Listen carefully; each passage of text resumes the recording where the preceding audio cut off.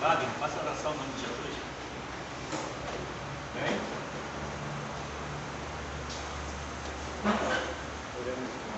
Senhor, meu Deus soberano, glorioso e eterno Pai.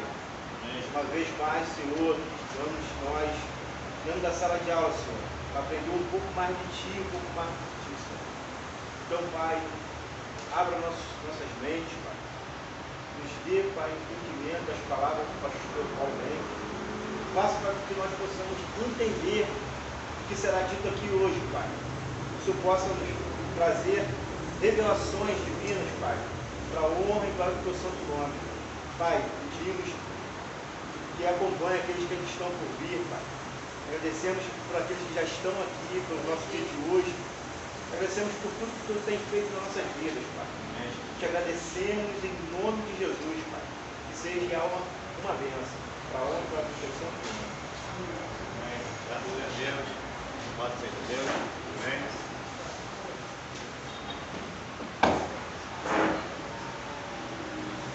Está o quê? Não, mas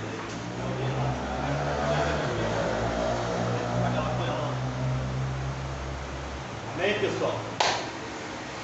Ok? Acabou não? Essa última pergunta aí. Não, vai copiar em casa, eu Não vai tirar cola com a esposa, não. ela me ajuda. E pior é quando bate a resposta diferente, né? Aí é uma treta, né? Bate muito. É. Oi? Essa sétima aí está escrito o quê? Como explicar evangelizando a cruz do Calvário? Bota uma vírgula aqui.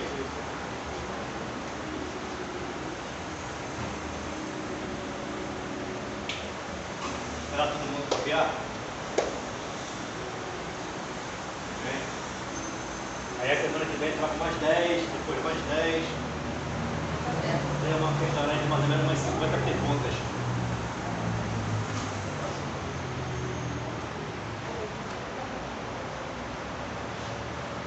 Essas 10 tem que fazer respondidas na próxima aula, né? Vai respondendo, no final depois a gente vai Ah, tá. fazer uma análise aí conforme a resposta de vocês. Existem respostas diversas, né? Você tem a resposta única. Exato, né? Algumas sim, outras não. Embora Deus seja absoluto, as respostas são bem subjetivas, bem aplicativas, né? A interpretação é única, mas a hermenêutica é única, mas a aplicação ela é. Bom, aqui no 5 ali é ponto. A ressurreição de Cristo é o ponto principal do cristianismo. É uma pergunta. Explica. Ah, tem que conhecer só assim. Tem que me explicar. Tem que explicar. Vai que eu não sei, né? Eu sabia que não ia ser só assim. Vai que você responde a minha dúvida. É. Tem isso, não tem? A gente não sabe de tudo não. A gente Tá querendo aprender, né, pastor? o quê? A gente tem que estar vocês aí dando aula, a gente ouve, Aí de repente sai uma coisa que a gente ainda não sabe.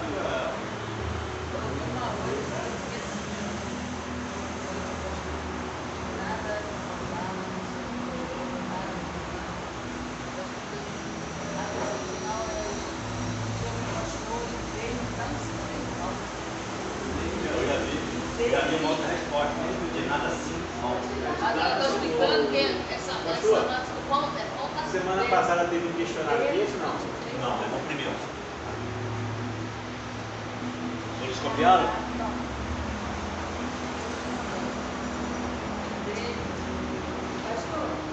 Sim. Como explicar evangelizando a cruz do Calvário?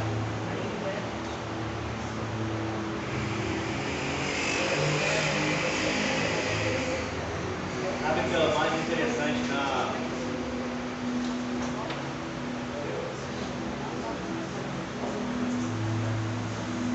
que é mais interessante na teologia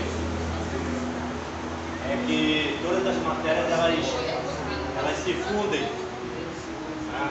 Quando a gente dá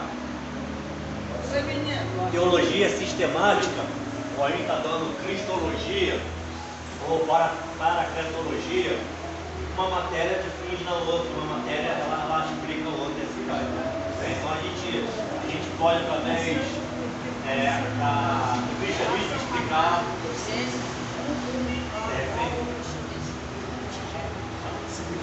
Ah, é aquela que falou, né? Do cachorro meu. O cachorro tá assim, Não, pessoal, tá.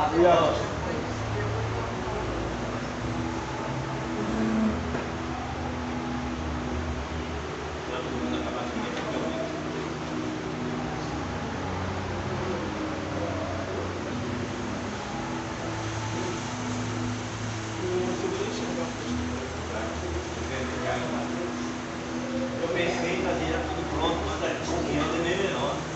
Raciocínio memoriza mais. Aí eu tava uma folha, fica pra lá, fica pra cá no caderno, não, você comunhado, você tá ali. Tem gente que não falta aula, tem muito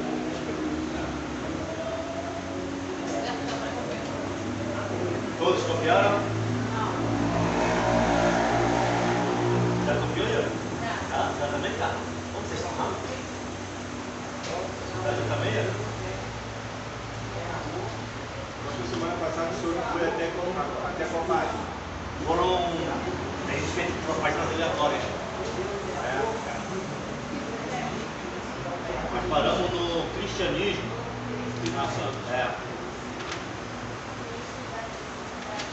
Página, vou te dar a página aqui.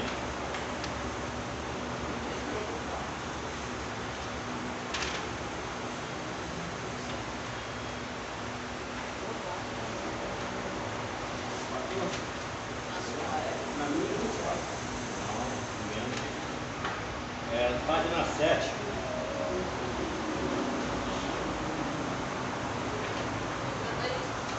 Página 7. Parou na 7? Mas a gente está pagando 4, 5, 6, 7.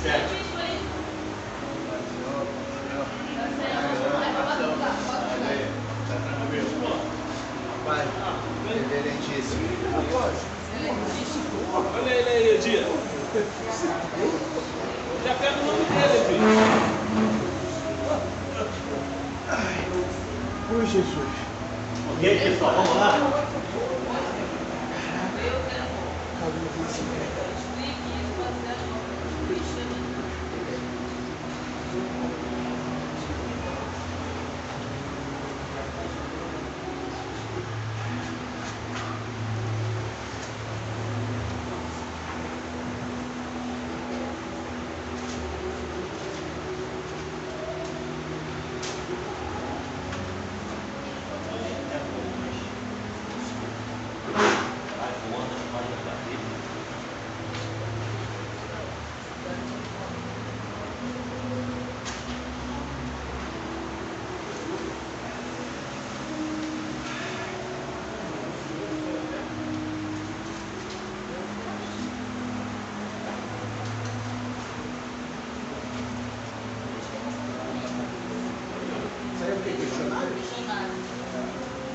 Já chegou bem. Não, quanto não sabe que é 2 pontos Tá do quê? cada um. Tá da resposta? Tá te botando medo. Ele vai passar 50 perguntas, no final Não, ele escolhe aí eu tô duas botando e medo. 5 pontos para Aí, eu tô botando medo. Entendeu? Não, 50 perguntas é menos. Entendeu? Ele vai passar 50 perguntas, no final ele escolhe 2 para prova, 5 pontos para cada um. Vamos, pessoal, vamos abrir as nossas Bíblias. Abra aí 2 páginas aí, por favor. Gênesis, capítulo 1 e Marcos. Gênesis é o primeiro livro da Bíblia, Deixa eu tá? procurar. Gênesis. Mas ninguém pensou igual antes, olha só. Ó, tirou a foto, chega em casa, tá com o tempo pro caderno. Tirou? Aí, viu? Ó.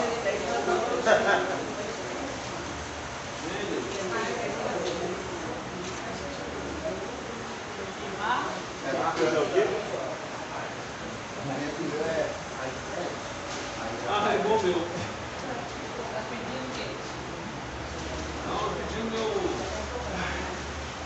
Vamos, pessoal. Marcos é o quê?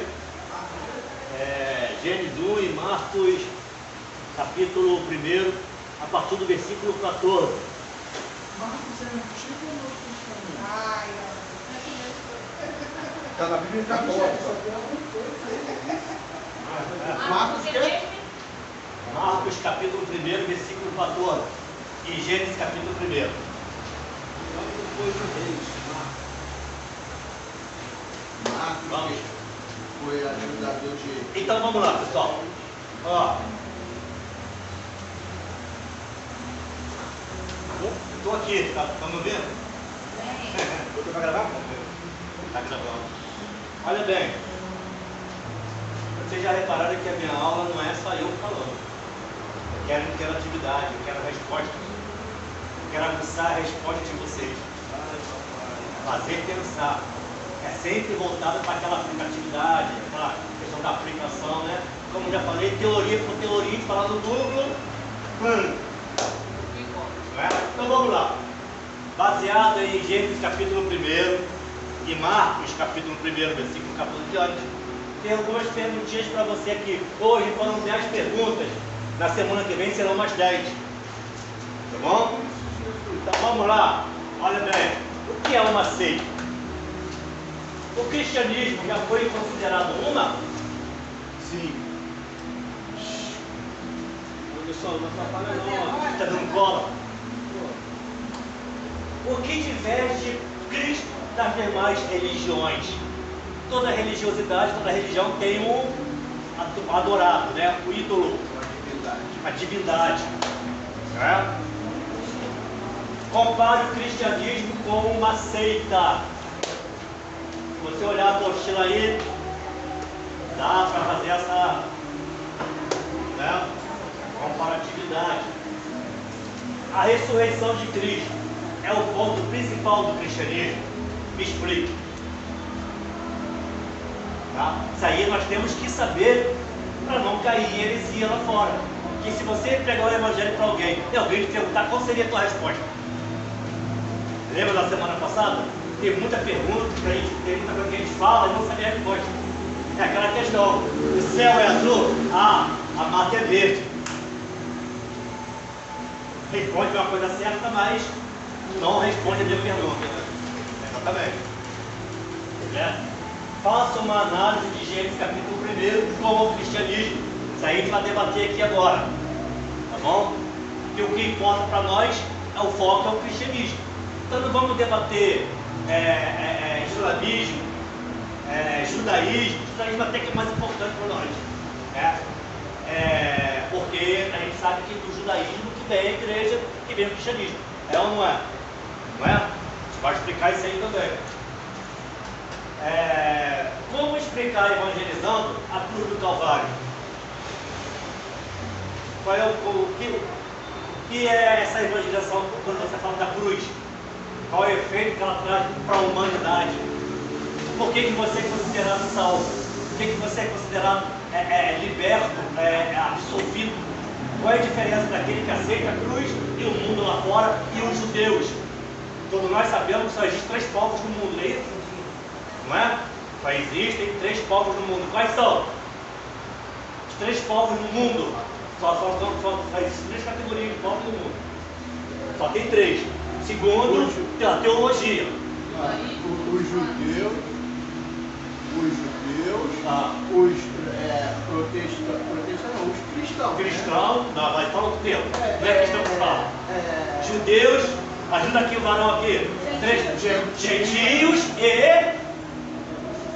Para ganhar 10. Os judeus, os gentios e. Os cristãos. Não fala mais. Não. A gente não fala cristão.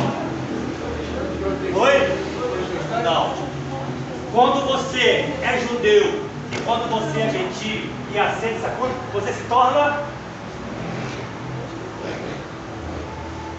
cristão. não. Cristão. Tá vendo? É uma pergunta que não responde a ela. Quando você é judeu e quando você é gentio, quando aceita a cruz, você se torna não. Não. 3 povos, falando de povo. Gentios, judeus e quem vai subir? É a igreja. Então você se torna igreja. Então é gentios, judeus e igreja. Judeus, quando se converte, gentil, quando se converte, se torna igreja. São os 3 povos, segundo a teologia. Você pertence a onde? Que povo? Você é judeu? Não. Você é gentio? Não. Você é igreja. Como igreja você sobe. Não é? Não é isso que Jesus falou para Pedro? Não foi o diálogo? Jesus acussando Pedro, que diz aí fora quem eu sou. Uns dizem que tu és, outros dizem que tu és. Aí Pedro, sabiamente, revelação do Espírito Santo, eu sou um regis, pescador, posso não ter teologia nenhuma, não dou aula da IBD, não dou aula da doutrina, estou lá no meu cantinho, nem diácono eu sou da igreja. Mas de uma coisa eu sei, para mim tu és o Cristo, filho de Deus meu. Aí Jesus falou, não foi carne nem sangue que te revelaste, mas meu Pai que está no céu. Agora te digo que tu és Pedro, farrapo de pedra, pedra pequena, mas sobre esta, que pedra é essa? Jesus Cristo, filho de Deus meu. Edificarei a minha igreja. Então quando você crê no teu coração que Jesus Cristo é o Filho de Deus vivo, você se torna igreja. Aí quando você se torna igreja, as portas do inferno. Dá uma olhadinha na Bíblia grega lá, a palavra inferno. Não é Seol, não é Tártaro, não é Hades. A palavra que vai usar é Geema. Geema no grego é local de habitação dos mortos. Sabe o que Jesus quer dizer? Que quando você confessa que Jesus Cristo é o Filho de Deus, quando Jesus voltar, se você estiver vivo aqui agora, ou se você estiver morto no sepulcro, se você confessou que Ele é o Filho de Deus, o inferno, o local de habitação dos mortos, não pode contra você. Você ressuscita na hora. É como se fosse um foguete subindo pela atmosfera. Nada te detém você subir como igreja. Porque você confessou. Quando você confessa, você se torna igreja. Pois te digo que as pedras sobre esta pedra edificarei a minha igreja. E as portas do Geema não vai prevalecer contra a vida do Senhor.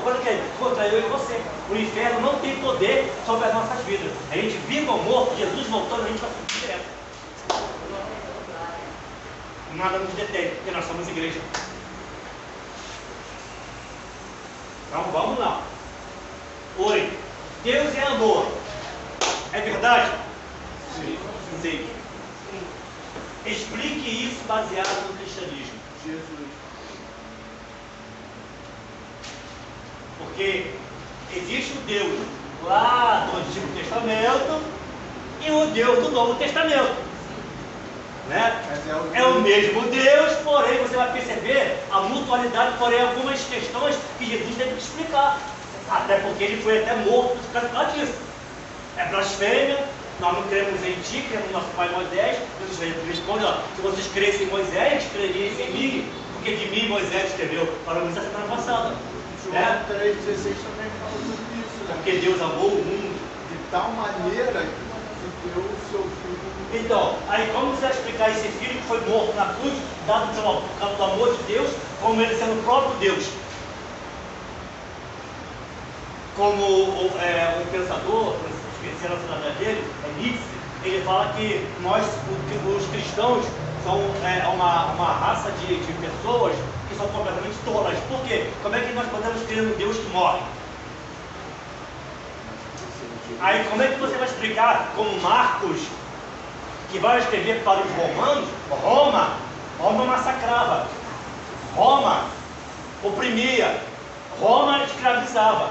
Aí Marcos vai trazer a visão de Ezequiel na mão como o touro, o boi. Quem é o boi? O boi é aquele que vem para servir. Aí como que eu vou explicar agora para Roma e para o mundo lá fora que aquele que vem para servir é um servo sofredor, mas porém que triunfa?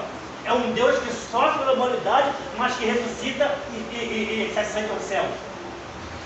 Como que a gente vai pregar essa base aí para que isso não se torne uma seita, uma heresia? Se me perguntarem lá fora, eu vou ter essa explicação plausível desse Deus que é amor, mas como é que o cristianismo traz essa divindade, esse amor? Vem cá, será que se nós hoje pudéssemos viajar no tempo e falar para Abraão, Isaac, Jacó, lá para Noé, para aqueles camaradas lá que é para Jó, chamar Deus de Pai, eles aceitariam isso? Não, pelo entendimento que eles tinham naquele momento. você pegasse qualquer um do Antigo Testamento e falasse que esse Deus, lá de, vamos falar sobre Gênesis 1, esse Deus, ele é Pai, no mínimo nós seríamos apedrejados, que seria blasfêmia para eles. Porque na concepção do Antigo Testamento, Deus não é Pai. Não há paternidade nesse Deus criador da terra. Há um Deus sim, que ele é Senhor. É o Adonai, é o Elion. O Adonai, o Deus Todo-Poderoso, o Criador. Mas Pai? Não, Deus não é Pai. Então essa questão de paternidade, ela vem sendo explicada aos poucos, até que Jesus chega para os discípulos. A gente pode até conjecturar aqui, reúne os discípulos lá e chega: Senhor, nós não queremos mais orar como Daniel 3 vezes ao dia, nem como orar como os gentios que oram de vãs repetições, os pagãos de vãs repetições. E como João Batista, ele nos preparou, mas nós queremos agora, porque nós sabemos que Tu és o nosso Senhor, nós queremos orar como Tu oras. Aí Jesus: então quando orarem, orareis assim. Como é que ele começa? Pai nosso. E agora? Agora imagina a cara dos discípulos. Peraí, nós queremos orar como Tu oras, mas agora você vai dizer para mim que Deus é Pai? E aí? A cultura deles não aceita isso nunca. Ainda mais para quem veio do judaísmo, Pai nosso. Então Jesus vai trazer a primeira concepção de um ser divino, criador, porém Pai. Ele traz essa divindade do antigo a uma paternidade que até então era obscura no Antigo Testamento. Não embola a mente da galera que está lá na internet. Amém. Imagina Deus Como Pai. Aí. Porque a concepção de Pai é a mesma coisa que você tem um emprego, tem o teu patrão, você tem um respeito assim. Né? É aquela coisa de sim senhor, não senhor, você vai lá e faz. Então há um respeito, porque é a questão de superioridade. Ela sempre existiu em relação a Deus. Existia até um temor, mas não uma questão de temor, até no sentido de vamos dizer assim, de religiosidade, mas no sentido de afastamento. Né? Não, Deus é Deus, Deus é Senhor. Yahvé, o Adonai é Senhor. Espera aí. Agora Jesus não, vai trazer esse Deus Criador, esse Deus do Adonai, mais próximo de nós. Ele não é somente o meu Senhor, agora ele é o meu, porque o servo não sabe o que o Senhor diz e vice-versa. Agora o Pai que o Filho sabe. Ô pastor, mas ele sempre foi o Pai, e não se revelava como Pai, e se tornou Pai depois de Jesus. Sempre foi, sempre quis ter. Ele sempre foi. Só que ele não podia, porque existe a questão da revelação paulatina de Deus com a humanidade. Essa aproximação não se podia ter naquele período, somente por causa disso. Porque o judaísmo, a lei, trazia algo de afastamento. Agora com a graça, não. Agora com Cristo, o Cristo veio também para trazer esse elo, essa questão que estava obscura, escondida, essa aproximação. A humanidade foi preparada para chegar até lá. Foi, não foi assim, houve todo um processo, né? Então, olha bem, então como é que a gente vai explicar isso aí? Vamos pegar aqui Gênesis capítulo 1 e vamos pegar lá. E o norte, todas as religiões levam a Deus, aí a gente sabe a resposta, mas eu quero que você explique. Tá bom? Faz conta que eu não conheço nada, não sei nada, logo muito perdido, e vocês vão me evangelizar. Aí eu vou falar para vocês vão fazer Cristo para mim, vão me evangelizar, e eu vou dizer para vocês: não, mas todas as religiões levam a Deus, todos os caminhos levam a Deus. A minha resposta para vocês é essa. Então vocês vão me convencer do contrário. Mas eu quero a resposta bíblica. Ah, eu acho. Não tem achismo não. Eu quero a resposta bíblica. Bíblica. Não é aquilo que eu acho, é aquilo que eu creio. E eu creio aonde? Naquilo que está escrito. Então tem que ter respaldo bíblico. João 4. Olha, você não me cola não. Eu vou te expulsar da sala. Ó, depois daquela pregação do domingo, tá no óleo, né? Então não derramou tudo, não. Não, derramou não. Que isso? Coisa linda. Só fez, cara. Não, mas assim, foi isso. Nós estamos bem aqui, não estamos? Está muito lindo. Estou sabendo também que um domingo passado no fundo de minha igreja, estava passando mal, mas estou sabendo aí que o culto foi assim, Não bem explicativo, nem bem. É, pra saber, vai. Por que eu não vi? Né, Márcio? Vamos lá. E o 10? E o 10? Jesus Cristo trouxe uma nova modalidade de vida? O que vocês acham dessa resposta? Trouxe? Sim. Então explique, escreva e me dê. Você vai levar? Boa. Isso é pra hoje? Você É pra agora? agora? Não. Ele não é tão mal assim não, gente. Ele é bonzinho.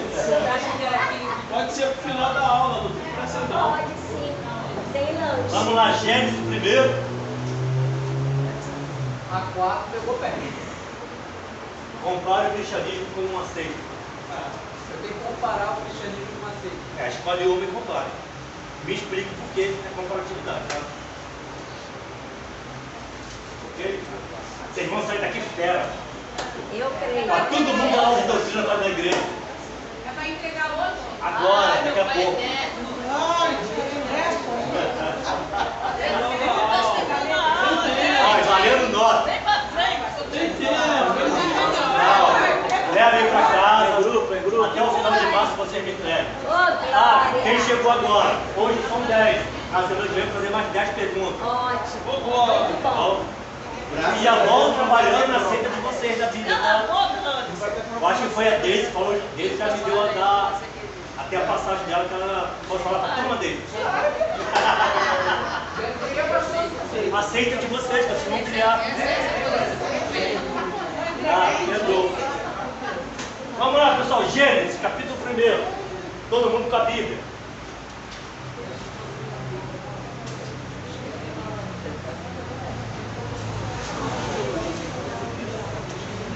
Gênesis 1 e Marcos 1. Acho que não precisa não. Você precisa estar com a Bíblia na cabeça. Já. Será? Tudo. Você já sabe tudo.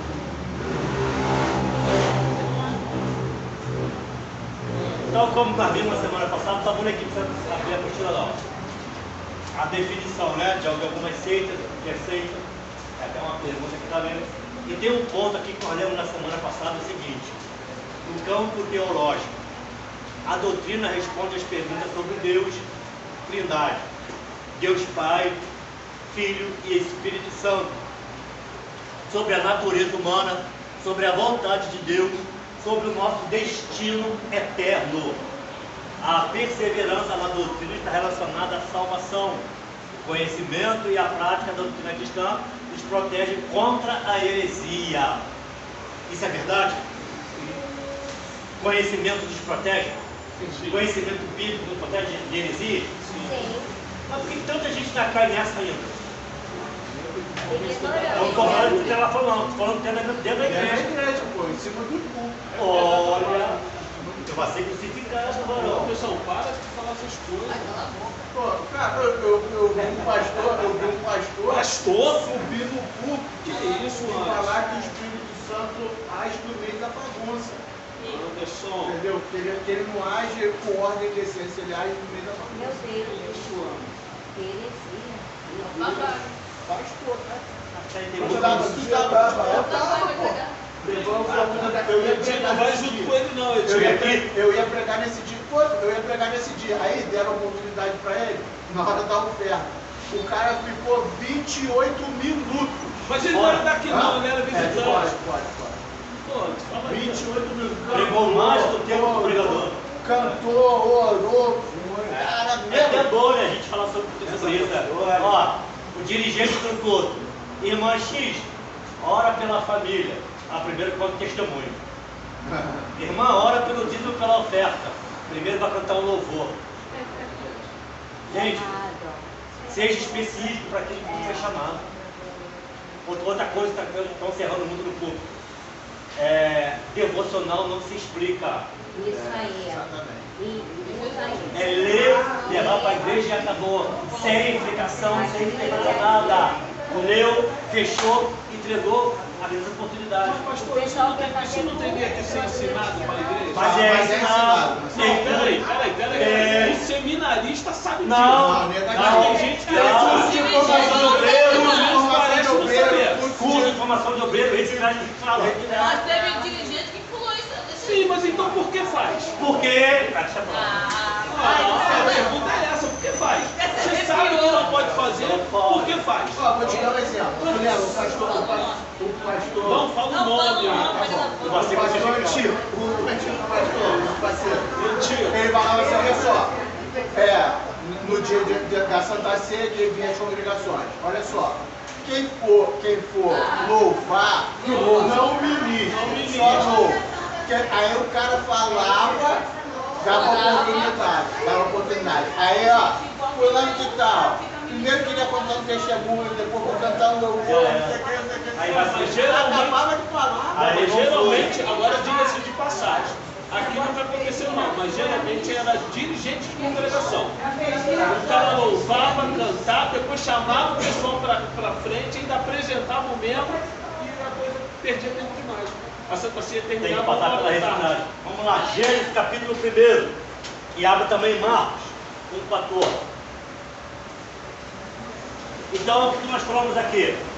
Sobre o campo teológico, a questão da doutrina, que fala sobre Deus, Trindade, né? Espírito Santo, né? Essa formação teológica que nos dá uma vacina contra essas heresias, né?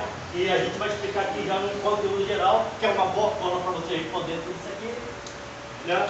Vamos lá. No princípio criou Deus os céus e a terra. E a terra era sem forma e vazia, e havia trevas sobre a face do abismo. E o Espírito, com letra maiúscula, de Deus se movia sobre a face das águas. E disse Deus, haja luz. Houve luz. E viu Deus que tudo era boa luz, e fez Deus separação entre luz e trevas. Então no princípio Deus criou céus e terra. Pergunta que eu vou fazer aqui agora. Quando a gente lê isso aqui, Gênesis capítulo 1, versículo 1, aí no princípio, está trazendo a nomenclatura de um Deus que é Criador. É o Deus que é Criador. Pegou esse ponto? Nós estamos falando aqui em Gênesis de um Deus que ele é Criador. Agora vamos lá para Marcos.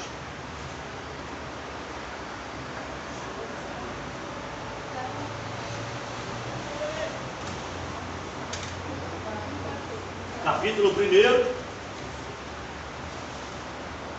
versículo 14 em diante. Porque Jesus vai ser levado ao deserto para ser tentado pelo mal, vai vencer, né? Ele vai batizar, né? E os anjos servem, logo depois ele começa o ministério. Então, vamos lá, versículo 14. Peraí, professor. Deixa eu lá. Marcos.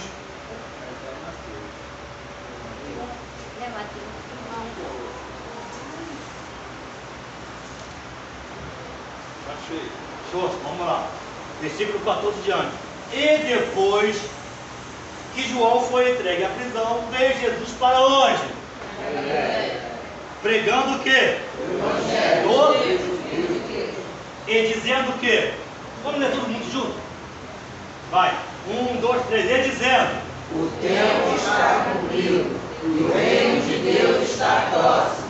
Arrependei-vos e crede no Evangelho. Isso. Olha só, ele vem trazendo o reino de Deus, ele vem pregando o Evangelho. Não é uma novidade de vida? Olha a resposta aqui. 10. A 10. Outra pergunta.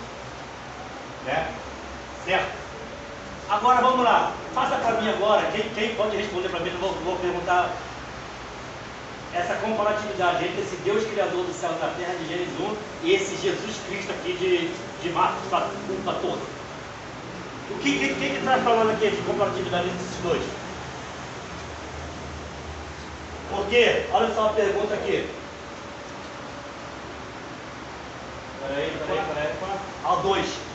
O cristianismo já foi considerado uma o quê? Seis.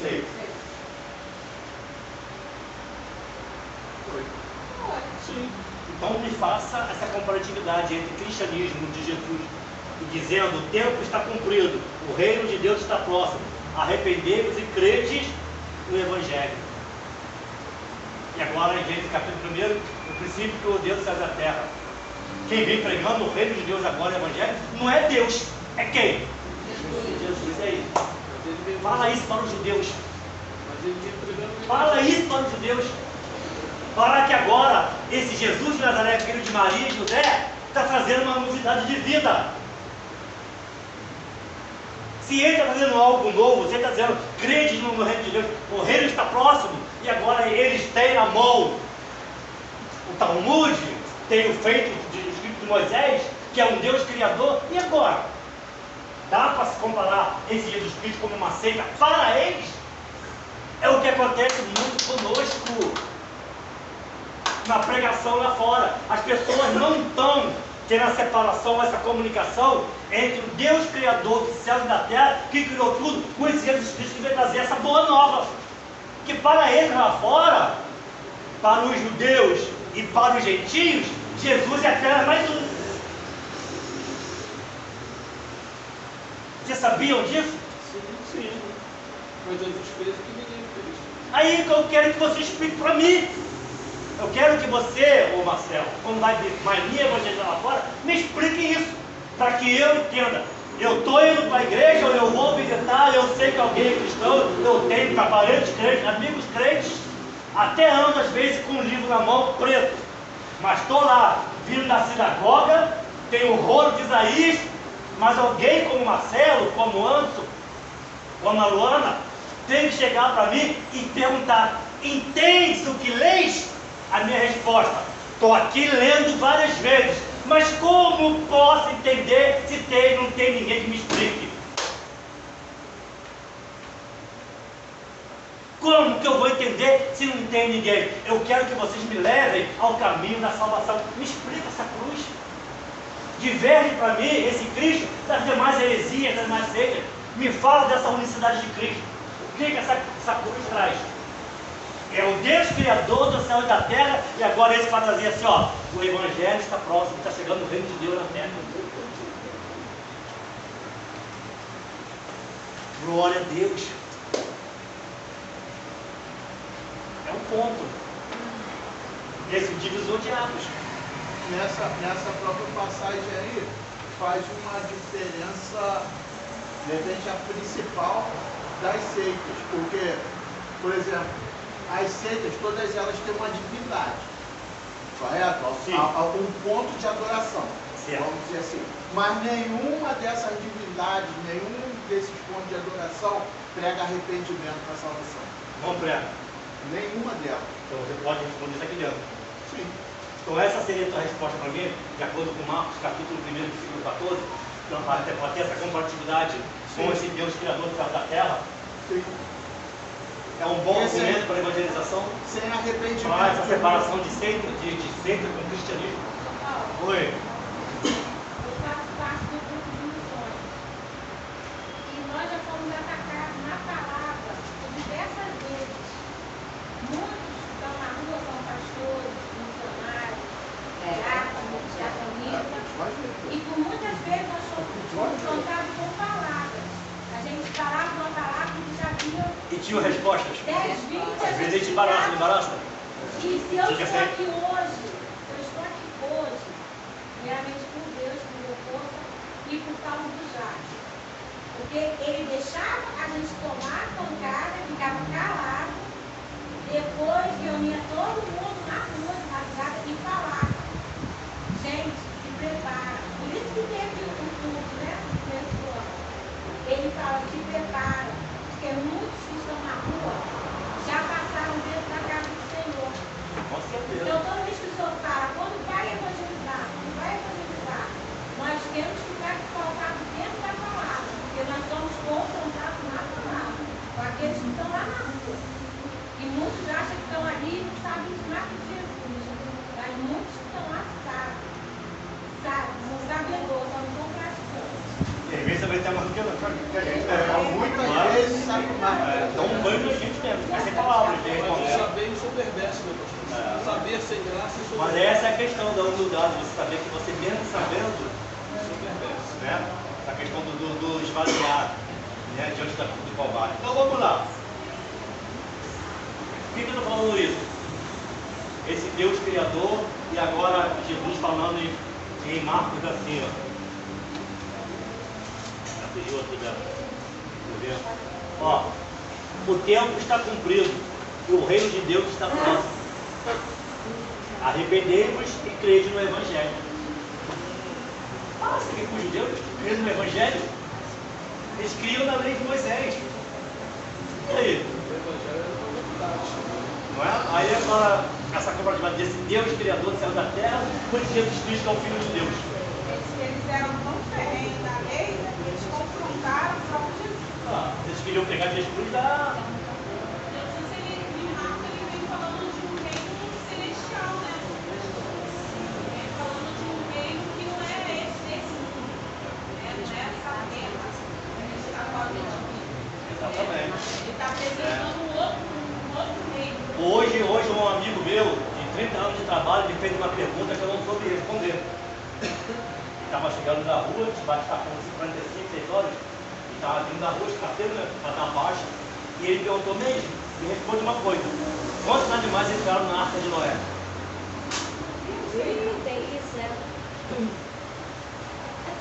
Aí eu falei, vou procurar a resposta, que eu não sei. Na Bíblia sabe que a Bíblia fala que entra dos animais limpos, entraram dois, só que tem animais que era 7 de cada espécie.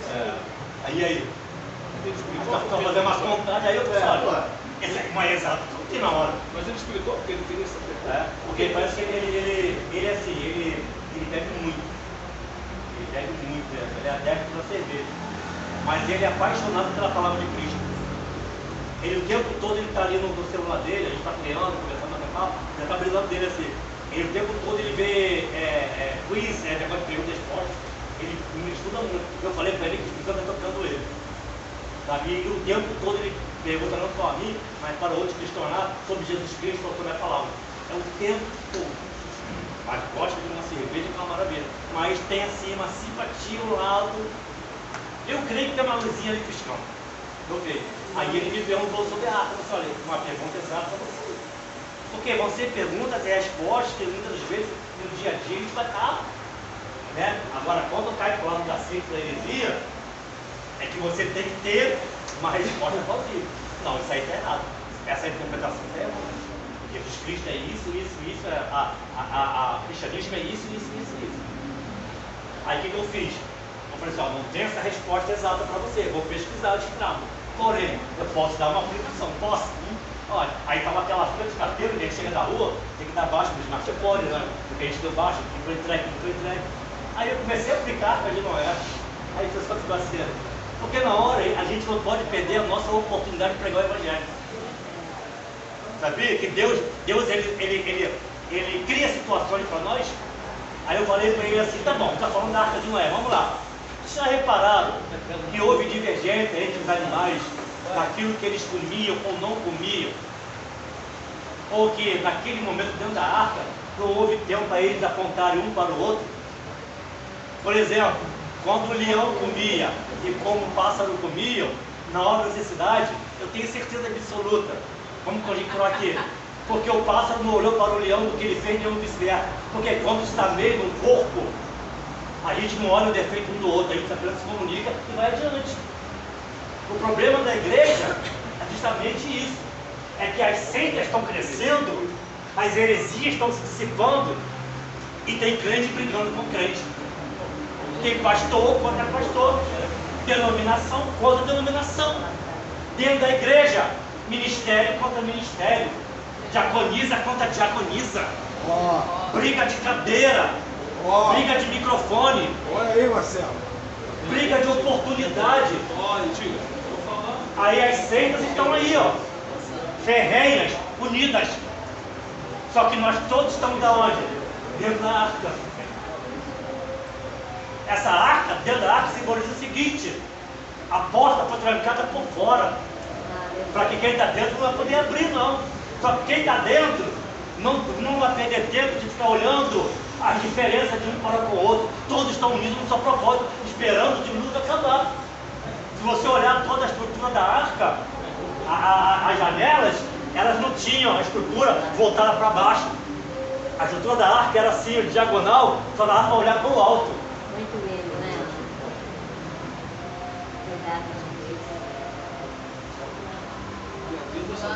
Estamos aqui dentro, meus amados. Existem N diferenças entre mim, que sou um pássaro, e você que é um leão, mas todos nós estamos unidos com um só propósito. Só que por que tanta briga, tanta discussão, tanta coisa para ser buscar aquilo que é terreno, que vai para o fogo, para ser queimado? E as seitas, as heresias estão crescendo. Eles são unidos, como eu falei semana passada, eu vi uma senhora, testemunha de Jeová, a gente conhece, não vou falar nome, de muleta, ali em pé, com a castantezinha ali, ó, evangelizando o testemunho de Jeová. E nós arrumamos N desculpas. Pedro negou Jesus 3 vezes. Quantas vezes diariamente nós negamos? Sem contar. Quantas vezes nós negamos?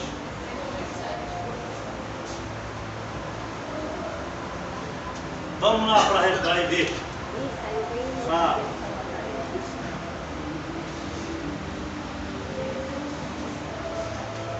Página de número 6. Sim, voltei. A gente vai focar muito no cristianismo. Está vendo aí no primeiro, segundo, terceiro parágrafo? Os cristãos acreditam. Está vendo aí?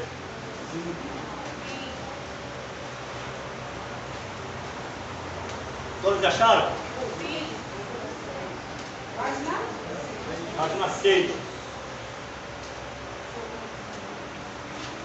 É a parte do cristianismo, Marcelo. Está lá, número 2, cristianismo.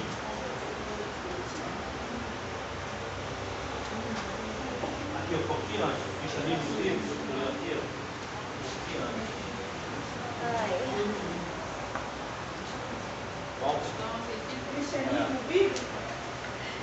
Aí tem assim, ó. Os cristãos acreditam que Jesus Cristo é o Filho de Deus.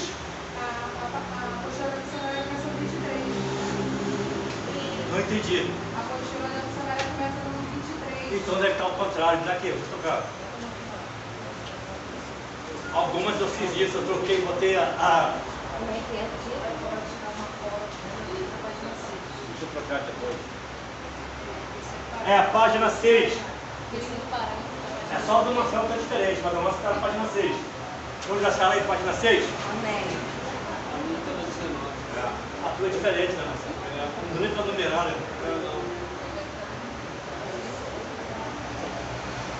Vamos lá, todos acharam? Então vamos lá, pessoal. Gente, a sala está lotada. É glória, né? Vou tirar uma foto de vocês. E vai ter mais, né? Vai. O Edi hoje não faltou.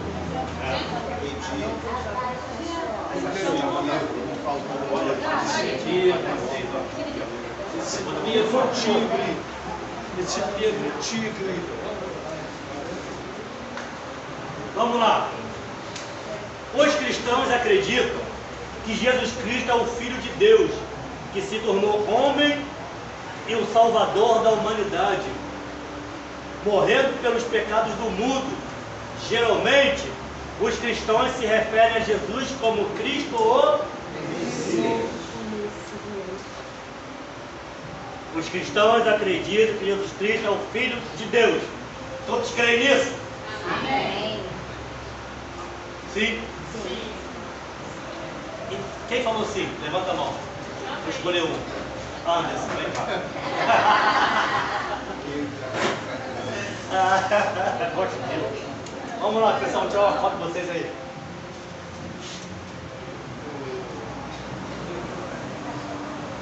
Nem dá, tá tão cheio. Fala X. Dízimo. Oi. Oi?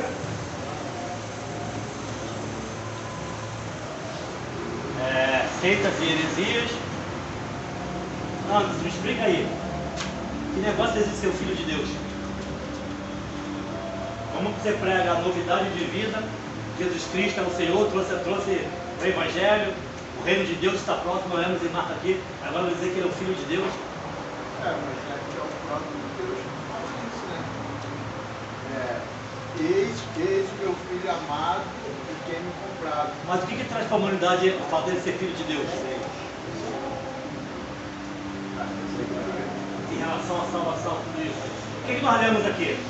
Em Marcos 1,14. O reino está próximo.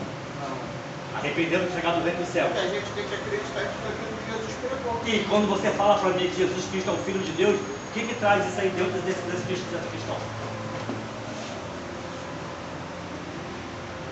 Abrange evangelho, novidade de vida, salvação. Quando eu tenho a certeza que Jesus é o Filho de Deus e prego para alguém lá fora, que ênfase que isso dá, que vamos dizer assim, que processo de restauração ou de novidade isso traz quando eu creio, digo e evangelizo, dizendo que Jesus é o Filho de Deus. O que traz? O que diverge de tudo mais? Lembra que tu falou que as demais religiões não tem um Salvador, não tem para mais? O que isso traz de diferença? Salvador. Jesus é o Filho de Deus. O que é isso? Que teve no meio de nós, veio a terra, teve no meio de nós, pregou para que nós pudéssemos nos arrepender dos nossos pecados e ensinou que se não for por ele, ninguém vai ao Pai. Alguém tem uma resposta diferente?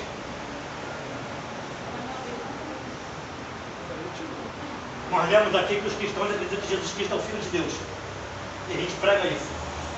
O que isso traz de diferente com relação às demais religiões do mundo?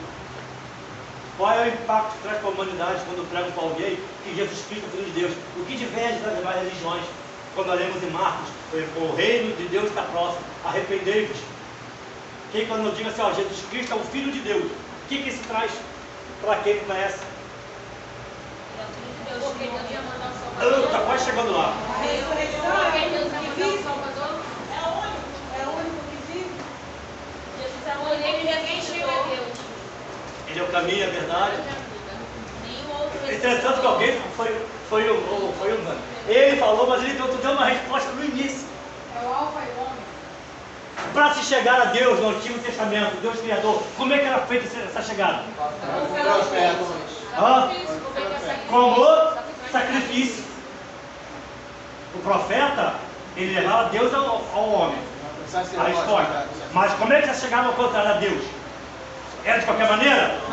Era o sacrifício. No Antigo Testamento. E no Novo? Ele foi o próprio sacrifício. Então como é que eu vou pregar esse Filho de Deus? Através do sacrifício dele na cruz. Aí tá vendo que vocês sabem a resposta? É tudo gente nervosa. Vocês sabem, é aquela mesma questão, o céu é azul. Você faz duas perguntas que vocês entendem. Como o Filho de Deus, ele veio em carne, nascido de mulher, fez a obra, mas ele foi o quê? E por quê? Para que servia essa crucificação? Para nos remir dos nossos pecados. O sacrifício perfeito. Exatamente. No Antigo Testamento, como Deus Criador, o sacrifício era feito por animais, por cordeiro colado. Agora, como Filho de Deus, ele veio para fazer essa mesma obra. Para ser o sacrifício. Então, esse Deus Criador dos céus e da terra, no Antigo Testamento, era necessário, para você chegar a ele, um sacrifício de um animal imaculado, puro. Agora, no Novo Testamento, com o reino está próximo, é chegado o reino do céu, arrependemos, não precisou mais animal nenhum do Antigo Testamento, que era uma tipologia para alguém que vem no futuro. Agora, que se nós cremos que Jesus Cristo é o Filho de Deus, nós pregamos isso, esse Filho de Deus, ele vem porque Deus amou, que deu. Ele é o sacrifício. Como Filho de Deus. Essa é a pregação do Evangelho. O Filho de Deus se sacrificou por nós para que nós viemos chegar a Deus. Então, no caso, se alguém me perguntar lá fora, eu digo que aconteceu. Por nós. Como cordeiro. Aí você vai pegar essa fonte, vai levar lá para o Gênesis 1. O mesmo Deus Criador dos céus e da terra Providenciou o sacrifício. Se fez carne. Então, para você chegar a esse Deus que é Criador de tudo, agora é só através desse Filho, desse caminho, dessa verdade. Como? Através do seu. Por quê? Qual é o primeiro efeito que a cruz traz? Qual é? Hã? Qual? Não. Não. Maldição. Não. Não. É, remissão do tema, outra palavra. Reconciliação. Qual é o primeiro efeito? Por que, ó, judeus, gentios e a igreja? A igreja no conceito de Paulo está onde? Está na texto do Paulo, tá? Paulo não fala isso? Que nós já estamos assentados nas regiões celestiais de Cristo Jesus. Paulo não fala isso. Gálatas, Efésios e Filipenses. Por que a humanidade, os gentios, os judeus, ainda estão vivendo esse horror lá fora? E nós, igreja, já estamos assentados com Deus, em Cristo Jesus. Porque nós fomos, através da cruz, nós fomos... Não, nós fomos... Não, isso é o processo final. Hã? Não, isso é o processo. O primeiro efeito que a cruz traz para a humanidade. Não. Perdão? Quem falou? Eu. Aí, perdão. Nós estamos onde nós estamos hoje, na nossa condição, porque nós fomos perdoados. Através do Filho. Graças a Deus, pelo menos um salvou. Fomos perdoados. Então a cruz traz a salvação, o arrependimento, é isso? Salvação é o processo final. O primeiro efeito é o perdão. Quando nós somos perdoados pelo efeito que ela traz, aí vem o processo até chegar na salvação. Salvação é o processo final. O plano de Deus, parece até heresia, né? A lição. Mas não é. O plano de Deus, se você quiser teologicamente falando, na mente de Deus, a cruz do Calvário, a morte de Cristo, não foi a salvação como ponto principal. Porque a salvação você crê que é a eternidade. O ponto principal, o primeiro de Deus com a cruz do Calvário, foi a reconciliação. Deus fala conosco na lei. Depois do perdão. Quem não tem perdão não tem reconciliação. O primeiro efeito da cruz é o perdão. Através do perdão que você é reconciliado. Mas ele existe, perdoado, para eles não sabem. Pastor, Entendeu? 1 Pedro fala que... Pera, Flamengo, segura a pergunta. Por que, Marcelo? O que eu quero dizer? É aquela questão, a gente tem respostas corretas, mas com as perguntas diferentes. É como é o contrário. A gente sabe a resposta. E a gente precisa entender isso aqui. Porque ele veio para reconciliar o que se havia Perdido. Mas para que haja reconciliação, tem que haver perdão. Eu fui perdoado. Por quê? Porque eu aceitei a cruz. Aí vamos entrar lá no calvinismo, no arminianismo. Oi? As suas perguntas. São questões teológicas, bíblicas, plausíveis de interpretações corretas. Se alguém te perguntar amanhã agora, lá no teu trabalho, na tua faculdade, no teu estudo, na tua vizinhança, na tua família, por que vocês vivem esse evangelho? Por que vocês creem que Jesus é o Filho de Deus? Você vai lá de Gênesis primeiro e vai trazendo isso, ó. E o primeiro efeito que essa cruz traz, a morte do Filho de Deus, que Deus amou o mundo, é o perdão. Hoje eu estou vivendo esse amor de Deus. Hoje eu estou reconciliado com Ele, porque eu fui, porque eu aceitei a cruz. E essa reconciliação, então, é o primeiro efeito depois do perdão. Depois do perdão. Perdão, reconciliação. E qual o processo final? Vida eterna na salvação. E aí vamos entrar no arminianismo. Aquele que perseverar até o fim será salvo. Guardado o texto para que ninguém roube. Aí é o arminianismo. Se você entrar na questão do calvinismo, é completamente o oposto. A gente não vai entrar nesse método, isso aí já é uma outra matéria teológica. Então aí, Cristiano, Fernando fala. Se não falha a memória, Pedro fala: filhinho, não pequeis, mas se pecares, sabe que tem um advogado que intercede diante do Pai em você, ou por vós. Mas quem é que intercede? Jesus? É Jesus. Não. É o Espírito Santo que Com os Espíritos do Espírito. Porque a obra da igreja hoje também é com o Espírito Santo. A gente tem que entender a questão também, né, teológica, né? O Pai, o Filho e o Espírito, cada um tem um processo na vida do homem, do ser humano. O Pai envia, Cada um tem o seu tempo. cada um tem o seu tempo e as suas ações. O Pai envia, o Filho redime, o Espírito Santo convence. Não é? Então vamos lá. Tem muita coisa aí. Vamos lá na página 7. Novamente, Jesus Cristo. Vamos falar de Jesus, o assunto é Jesus. É, pastor? É.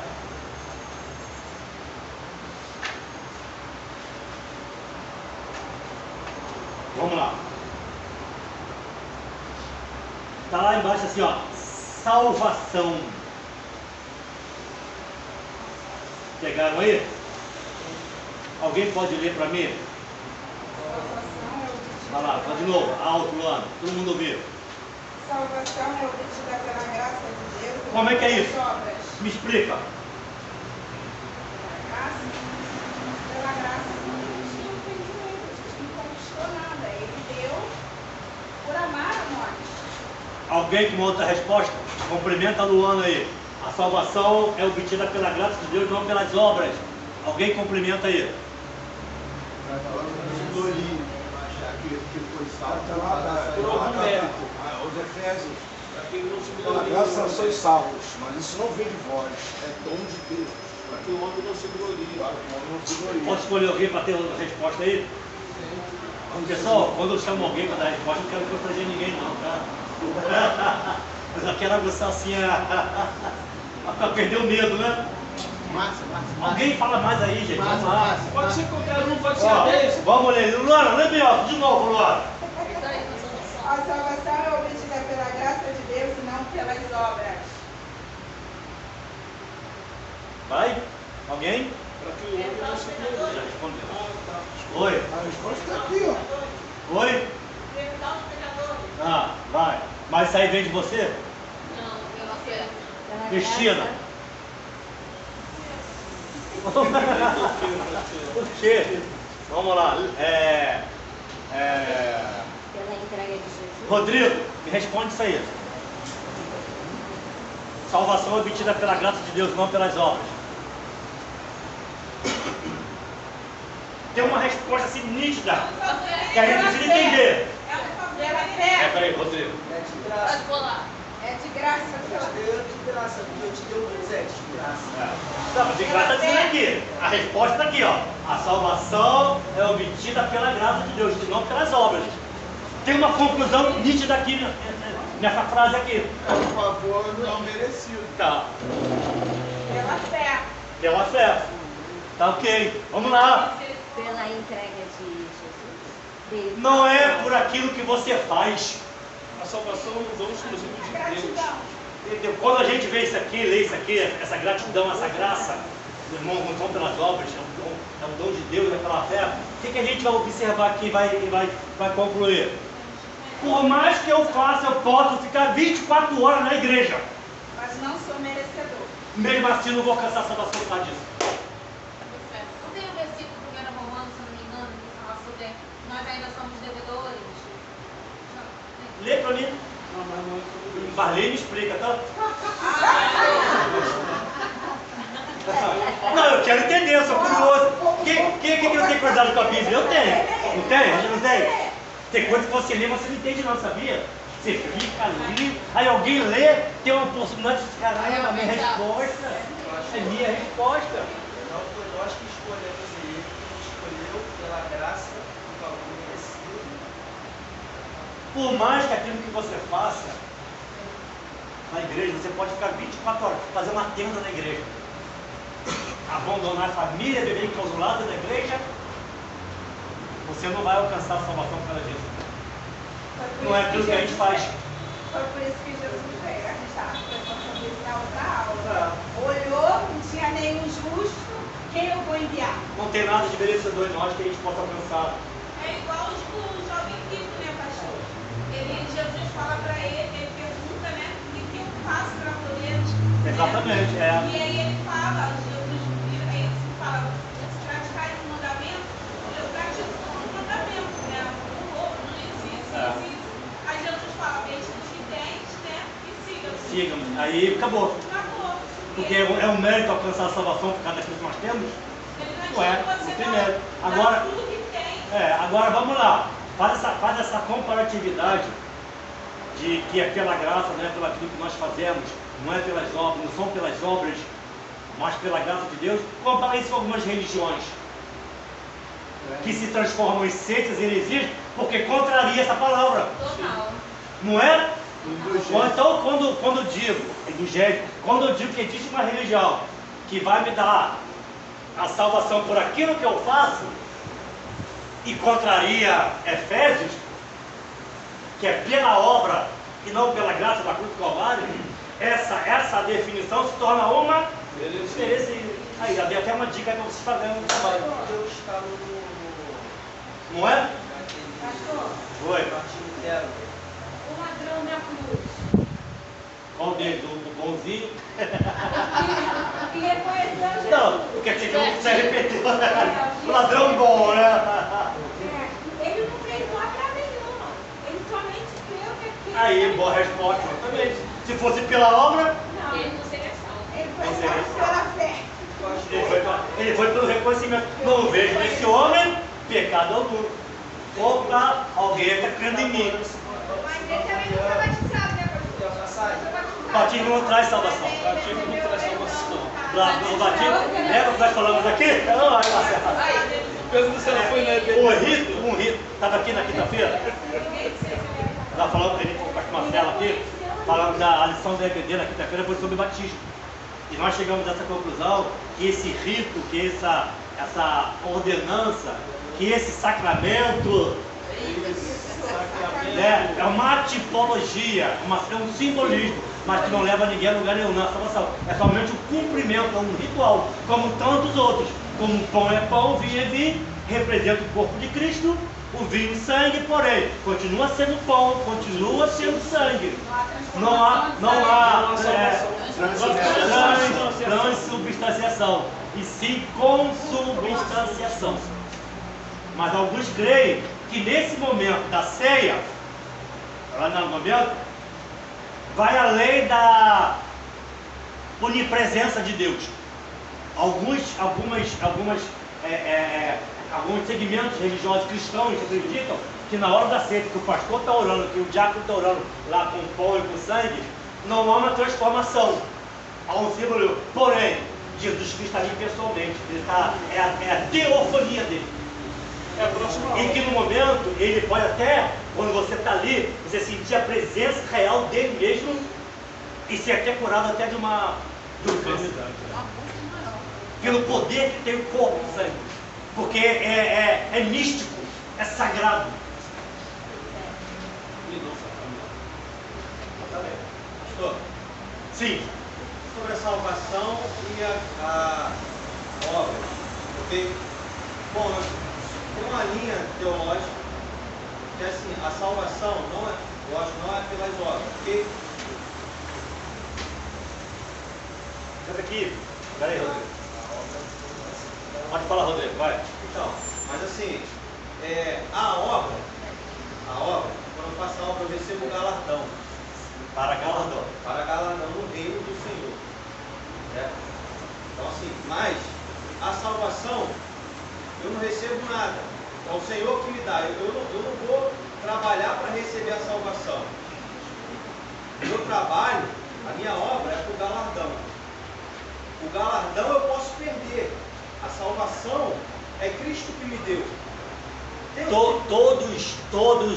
Todas as 12 tribos entraram em Canaã. Todas as 12 entraram. Ninguém ficou de fora. Certo? Mas cada uma recebeu uma porção de terra diferente, conforme a sua caminhada no deserto. Vocês sabiam disso? Sim. Já falei aqui na sala de aula, não foi?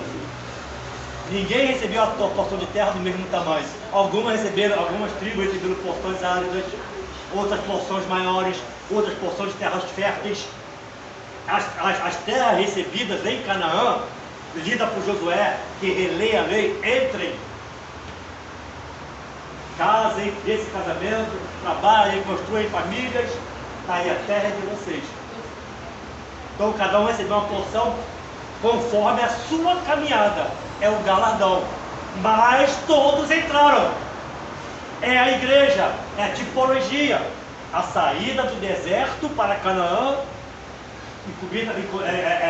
vinda por Moisés, o legislador, o libertador, que vai no meio do caminho e sai de cena, dá para Josué a incumbência de passar o Jordão, Não foi Moisés, mas foi Josué. Mas Josué não libertou, quem libertou foi Moisés. Certo? Andaram para o deserto para entrar em Canaã. Então Moisés faz isso, legisla, liberta, sai de cena no meio do caminho, mas deixa alguém semelhante a ele. Tanto é que o próprio Deus fala para ele, ó, assim como eu fui com Moisés, serei contigo. Agora qual é o incumbente de Josué? Passar o Jordão. Batismo nas águas. Só que depois disso, o que tem no meio do caminho? De Jericó. No Antigo Testamento, Moisés foi o libertador. No Novo é Jesus Cristo, que liberta, que nos liberta. No meio do caminho sai de cena, faz a obra e deixa alguém, o Espírito Santo, que vai nos levar a esse batismo na água, um novo nascimento. Saiu, tudo bem, vida nova começa, mas no meio do caminho, está tudo beleza? Para entrar em Canaã?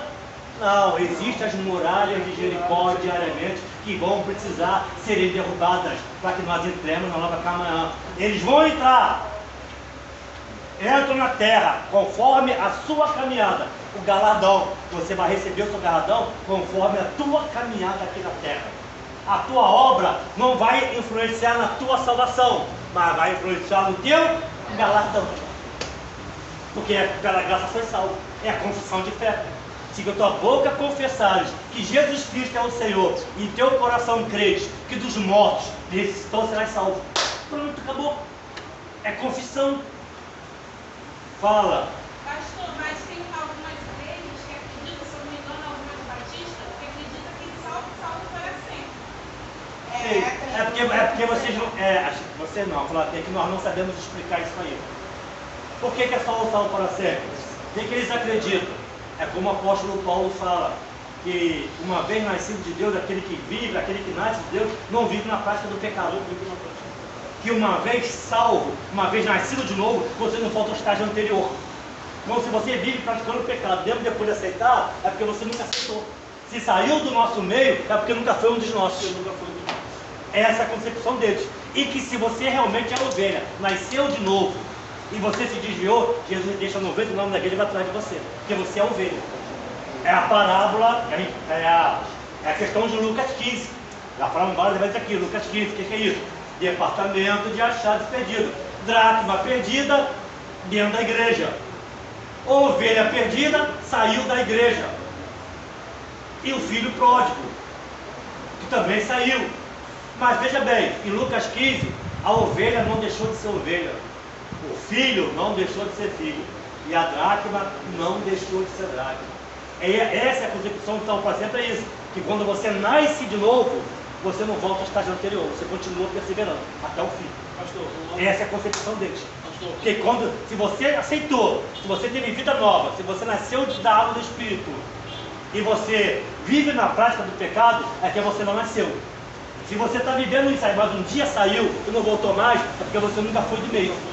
Porque quem é persevera continua. Quem é não sai. Ou se sai, volta. Se arrepende. Se não voltou é porque nunca foi. Essa é a concepção de salvo para sempre. Só que a gente não sabe explicar.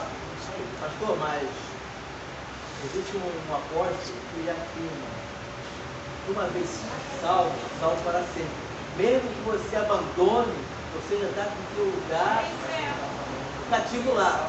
Assim, esse é um erro teológico. Ah, mas aí já cai numa heresia. Já cai no sentido contrário. Não na palavra de Deus. Tem que pegar o contexto bíblico também. Eu estou explicando isso aqui no contexto bíblico. De Lucas 15, de João falando que Romanos 6,11 fala que nós estamos mortos para o pecado. Agora, se você pega essa afirmativa sem contexto bíblico, aí vai cair numa heresia. Tem que ter contexto bíblico. Aí é que eu falei, o que eu creio? O que nós podemos afirmar? A questão de conhecimento. Toda a nossa resposta tem que ter parâmetro bíblico. Quando não tem é uma resposta do meu achismo, aí já era. Aí eu não tenho. Então não existe mais Bíblia para mim. Eu vou criar uma seita, uma heresia, uma religião. Aí já era. Aí não tem como. O que você leu, Romano? Estou esperando a resposta, Vira. Mas eu preciso contextualizar para passar para o senhor, mas era assim, ó. O apóstolo Paulo está saudando os romanos. Sim, pode ler. No versículo 5 ele diz assim: pelo qual recebemos a graça e o apostolado, para a obediência da fé entre todas as gentes pelo seu nome, entre as quais sois também vós chamados para serem de Jesus Cristo. A todos que estáis em Roma, amados, chamados santos, graça e paz. Aí, primeiramente, ele dá graça. Ele fala que serve o Espírito Santo, pedindo simplesmente orações que, em algum tempo, no versículo 10, pela vontade de Deus, se me ofereça boa ocasião para eu ter com vocês, ter convosco, porque desejo ver-vos, para nos comunicar em algum dom espiritual, a fim de que sejais confortáveis. Isto é, para que juntamente convosco eu seja consolado pela fé mútua, tanto vossa quanto minha. E no 14, aí no 13 ele diz que muitas das vezes ele é impedido, e no 14 ele diz: eu sou devedor, tanto a gregos, quanto a bárbaros, tanto a sábios, quanto a ignorantes. E assim quanto está a mim, estou pronto para também vos anunciar o Evangelho a vós que está em Roma. Era o desejo dele de ele querer ver os irmãos pessoalmente. Sim, mutuamente, Mas juntos. e é interessante que ele fala que ele se põe na posição de querer aprender com eles também, né? Exatamente, mútuo. Não há em Paulo essa questão de superioridade, eu sou o cara. Eu convosco, vós convosco. Hoje em dia não existe mais isso, né? Nessa questão aí, pastor, que ele está falando, que ele é devedor, ele está falando num contexto de que ele é devedor com relação ao Evangelho, ele é devedor de pregar o Evangelho. Mas em relação aos irmãos que ele não conhece. Então, ele queria ter isso ali, dessa pregação, tipo assim, vamos supor, o que Paulo queria? Ele queria sentar uma mesa redonda e ter essa compactação. Ou seja, eu não sei nada. O que você responder, Ele queria isso. ele queria saber. Para Paulo, não há superioridade. Todos nós somos servos. No versículo 13 ele diz assim, ó: não quero, porém, irmãos, que ignoreis que muitas vezes propus e ter convosco, mas até agora tenho sido impedido, para também ter entre vós algum fruto, como também entre os demais gentios. Que se incomodava aí. Pastor, posso fazer uma colocação? Pode. Esse fato que a Liane acabou de ler para a gente, lá está o seguinte, é uma coisa bastante interessante para a gente entender. Paulo fala que muitas vezes ele tentou ter convosco, mas ele foi impedido. Da onde veio esse impedimento? Esse impedimento veio do próprio Deus. Por quê? Porque Paulo, sendo impedido de ir a Roma, o que Paulo fez? Escreveu as cartas. Se Paulo não tivesse sido impedido, Paulo teria ido a Roma e hoje nós não teríamos a carta de Romanos. Será que não? Que é uma carta maravilhosa. O propósito de Deus é que ele escrevesse a carta. Aí eu não vou conjecturar, vou falar exatamente que se ele não faz sentido você estar num lugar, eu estar na sua casa e escrever uma carta para você. Mas ele poderia escrever depois de ter voltado, mas fazer uma inscrição depois. Mas poderia. Ele chegou em Roma, mas ele chegou em Roma não como ele queria. Chegou naquele momento que ele não foi lá, também estou conjecturando, não falou nada. O propósito de Deus era que ele escrevesse a carta, porque essa carta de Romanos, ela é importante durante todos esses séculos. Os imperadores de Roma se foram e a carta de Romanos está aqui, latente, forte até hoje. Teve muita transformação por causa dessa carta de Romanos. Eu creio que foi um propósito de Deus ele escrever essa carta. Então, peraí, Marcelo, o que eu ainda não... O que eu não consegui ainda, pela minha ignorância, nessa base desse conhecimento, nessa área, essa questão que você falou de realmente, tudo bem, foi impedido por Deus, foi. Aí, se ele foi impedido, ele escreveu. Mas mesmo que nesse momento ele tenha escrito por ele não ter ido, ele poderia escrever em outros momentos, mesmo que ele não tenha naquele momento. E quando se é a propósito de Deus, se a propósito de qualquer maneira. A carta é. Exatamente. O Romanos é uma preciosidade. sim, mas o que vai Ele já escreveu para Timóteo quando ele estava. Quer ver? Olha bem. Rapidamente. Olha aqui, rapidamente.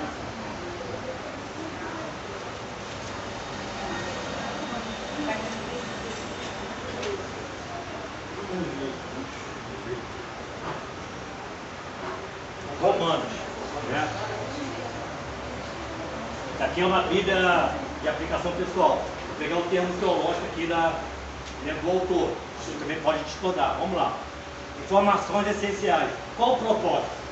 Apresentar Paulo aos romanos e sintetizar a mensagem do apóstolo antes de sua chegada em Roma. Autor Paulo. Destinatário, os cristãos em Roma e em todo o mundo, que é uma carta, como você falou, está atualizada para todos. Data. A carta provavelmente foi escrita em 57 depois de Cristo, em Corinto, quando Paulo preparava sua visita a Jerusalém. Sim, para levar as ofertas para Jerusalém. Panorama. Aparentemente Paulo havia terminado seu trabalho no Oriente e planejava visitar Roma, antes de seguir para a Espanha, depois de ter levado uma oferta aos irmãos em Corinto, em Cristo, que passassem necessidade em Jerusalém. Atos 15 e 23. A igreja cristã romana era formada principalmente por judeus, mas também tinha um grande número de gentios. Palavra-chave, Romanos 5:1. Sendo, pois, justificados pela fé, temos paz com Deus, com nosso Senhor Jesus Cristo. Pessoas-chave, Paulo e Fébio. Lugar, Roma. Características particulares. A carta de Paulo aos Romanos foi apresentada como um tratado organizado e bem fundamentado de sua fé. Não tem o formato típico de uma epístola, exceto pela forma como o apóstolo se despediu, saudando vários irmãos em Roma. Né? E aí a outra questão também que a gente tem que sintetizar, a questão da transição da lei para a graça. Capítulo 1, o capítulo 7, lei, condenação, não tem jeito, estou no muro, eu vou ser metralhado no muro, não tem como me justificar, eu não tenho justificativa diante de Deus, acabou, eu nasci, vou direto para o paredão e vou morrer fuzilado. Lei, morte, condenação. Agora no versículo, capítulo 8, ele vai dizer, agora pois já não há mais condenação para aqueles que estão em Cristo Jesus, que não vive segundo, mas segundo o Espírito. Entendeu? Então tem toda essa transição aí. O que eu estou querendo dizer, eu não estou discordando do teu pensamento não. Eu falei teológico. Quero dizer que, mesmo que ele não tenha nesse momento a Roma, mas aqui a gente está dizendo aqui que havia um propósito mais específico do que simplesmente a ida, ou que Deus impediu dele para escrever. Talvez essa não seja uma formação teológica plausível. Porque mesmo que ele não tenha naquele momento, existe um outro panorama para a carta de Paulo aos Romanos. E aquilo machucava ele, ele se sentia agredido. Entendeu agora? Porque além de ele querer visitar e ele não ter ido, impedimento de Deus, ok, mas o propósito era outro. Era a transição, então ele falando da lei para a graça. Quem poderia, além de Paulo, escrever a questão da obra de Deus pela graça, como aquele que conhecia nitidamente a lei? A lei e a graça. E a graça. E a graça. E a graça. Aí, quer dizer, é ele. É por isso que eu digo às vezes, Deus vai te usar naquilo que você é mais perito. Naquilo que você é mais expert, é onde Deus vai te levar. É onde Deus vai te usar. Deus vai usar a tua tecnologia, a tua ciência, a tua sabedoria, o teu conhecimento, a tua experiência, o teu talento, o teu dom para a obra do Evangelho. É assim que Deus faz. Igual Deus fez com Dorcas, né? É isso aí. Então, quem fez com Paulo? Tá, Marcos, eu não estou discordando de você, eu estou passando aqui o processo teológico meu. Essa questão de ir ou não a Roma. Porque havia algo muito maior na preparação da carta do Paulo de Romanos. Esse panorama aqui. Mas você pode ter uma outra teologia da tua Bíblia aí. Não sei onde você leu isso aí. Mas aqui, nesse panorama aqui, existe um outro termo específico. O senhor não falou aí que ele está querendo usar, ele queria também usar Roma, como a igreja de Roma, como base mediadora para ele quando ele pregou o Evangelho na Espanha. Então havia todo um processo. Sim, havia outros propósitos. O que eu li para você aqui, para a gente tomar um café agora, deixa eu voltar aqui rapidamente. Foi. Posso ler aqui o termo aqui rapidamente para vocês? Pode, é bem comprido, mas eu creio que vale a pena. A gente está discutindo sobre isso. Vamos lá, olha bem. Preste atenção. Com toda a competência e sabedoria, o promotor apresenta sua causa. Ao chamar as testemunhas de acusação à tribuna, ele apresenta as provas para condenar o réu. Depois de desacreditar as declarações das testemunhas da defesa, por meio de um habilidoso interrogatório, o promotor faz a alegação final e lança um provocante desafio ao júri, o de condenar o réu. O veredito final não traz surpresa. Culpado, declara o júri, e a justiça foi feita. O apóstolo Paulo era inteligente, articulado e comprometido com a sua chamada ministerial. Como um habilidoso advogado, ele apresentou a causa do Evangelho de forma clara e sem rodeios em sua carta aos cristãos que viviam em Roma. Paulo tinha ouvido falar da igreja em Roma, mas nunca havia estado lá, assim como nenhum outro apóstolo. Evidentemente, essa congregação foi fundada por judeus que se converteram no Pentecoste, Atos 2, e retornaram a Roma, divulgando o Evangelho. A igreja cristã crescia. Embora separado por muitas barreiras, Paulo conseguiu estabelecer contato com os cristãos de Roma, a quem ansiava por ver face a face. Embora nunca tivesse conhecido pessoalmente a maior parte dos irmãos romanos, Paulo sentia amor por eles. Por isso, enviou-lhes uma carta para apresentar-se e dar a sua declaração de fé. Nela, após uma breve introdução, ele apresenta Jesus, 1:3. Declara a importância do Evangelho e seu compromisso de divulgá-lo, Romanos 1:16-17. Prossegue, informando a incontestável causa da intervenção divina na salvação da humanidade, o pecado que a escravizava, Romanos 1:18-3:20. Em seguida, apresenta as boas novas. A salvação está à disposição de todos, independentemente da identidade étnica e cultural, da origem ou dos pecados das pessoas. Somos salvos pela graça, um favor de Deus que não merecemos e do qual somos indignos, por meio da fé em Cristo e em sua obra redentora perfeitamente consumada na cruz. Por intermédio de Jesus, fomos justificados e inocentados perante Deus, Romanos 3:21, 5:21. Tendo estabelecido esses fundamentos, Paulo fala da liberdade que vem com a salvação. O homem foi liberto do poder do pecado, Romanos 6:1-23. Do domínio da lei, Romanos 7, do 1 ao 25, para tornar-se como Cristo e descobrir o amor ilimitado de Deus, Romanos 1 ao 39. Dirigindo-se aos seus irmãos judeus, Paulo demonstra sua preocupação com eles e explica como pode ajustar-se ao plano divino, Romanos 9:1, 11 e 12. Visto que o caminho para que judeus e gentios pudessem estar unidos no corpo de Cristo foi aberto pelo próprio Deus, os dois grupos poderão louvá-lo por sua sabedoria e amor, Romanos 11, do 13 ao 36.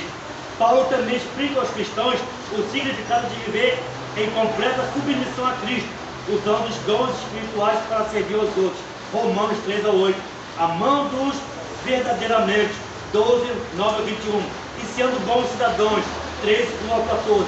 A liberdade deve ser guiada pelo amor, à medida que nos edificamos mutuamente na fé. Devemos ser sensíveis e colaborar com aqueles que são fracos na fé, Romanos 14:1, 15 ao 4.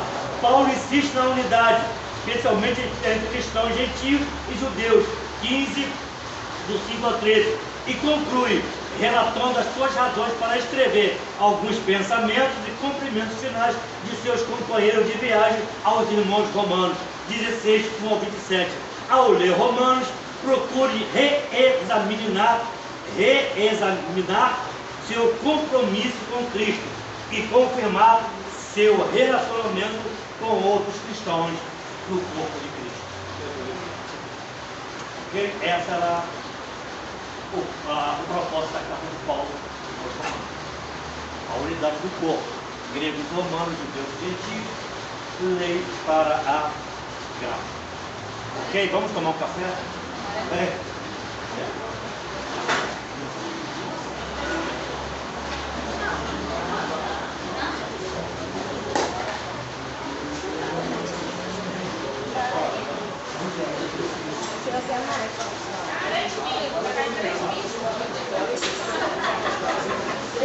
Agora